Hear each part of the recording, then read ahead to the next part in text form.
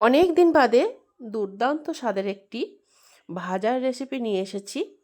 কাঁচা টমেটো, হয়তো দেখলে অনেকে বুঝতে পারবে। তো এই ভাজাটি আমি কেমনভাবে করেছি সেটা তোমাদের কাছে শেয়ার করছি।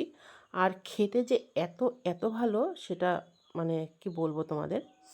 কাঁচা টমেটো আমি আলুর মতো করে গোল গোল করে স্লাইস করে কেটে নিয়েছি।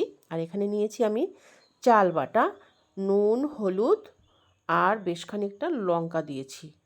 অবশ্যই লঙ্কা আর নুনটা কিন্তু ঠিকঠাক হতেই হবে।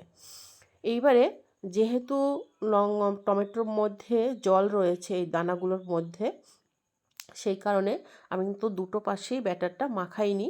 একটা সাইড মাখিয়ে আমি অল্প তেলে ভাজতে বসিয়েছি। এটা কিন্তু ছাঁকা তেলে ভাজা একদমই যাবে না, তাহলে কিন্তু টমেটো থেকে যাবে আর দুপাশের ব্যাটারটা খুলে বেরিয়ে আসবে। এইবারে টমেটো দেওয়ার পরে আমি আরেকটা সাইডের যে ব্যাটারটা লাগিয়ে নিচ্ছি। এতে করে তোমার ছেড়ে যাবে না। দুটো পাশ ভালো করে মাখানো হয়ে গেলে এবার আমি ঢেকে দেব। ঢেকে সুন্দর সিদ্ধ হয়ে যাবে আর একটা সাইড ভালো একটু লাল লাল দাগ লেগে যাবে। এতটা সুন্দর খেতে এই রেসিপিটা তোমাদের বলে বোঝাতে পারবো না। তোমরা প্লিজ অন্তত একদিন গরম ভাতের সাথেই ভাজাটি খেয়ে দেখো।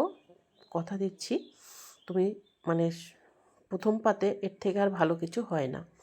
যাই হোক, আমার রেসিপিটি কিন্তু একেবারে তৈরি হয়ে গেছে। ভালো লাগলে অবশ্যই লাইক করবে, কমেন্ট করবে। আর নতুন যদি কেউ হয়ে থাকো তাহলে সাবস্ক্রাইব করে আমার চ্যানেলটির পাশে থাকবে। আর সবার কাছে অনুরোধ যে তোমরা প্লিজ অন্তত একদিন এইভাবে করে খেয়ে দেখো। দ্বিতীয় দিন আমাকে আর বলতে হবে না, তখন তোমরা বাজারে কাঁচা টমেটো খুঁজবে।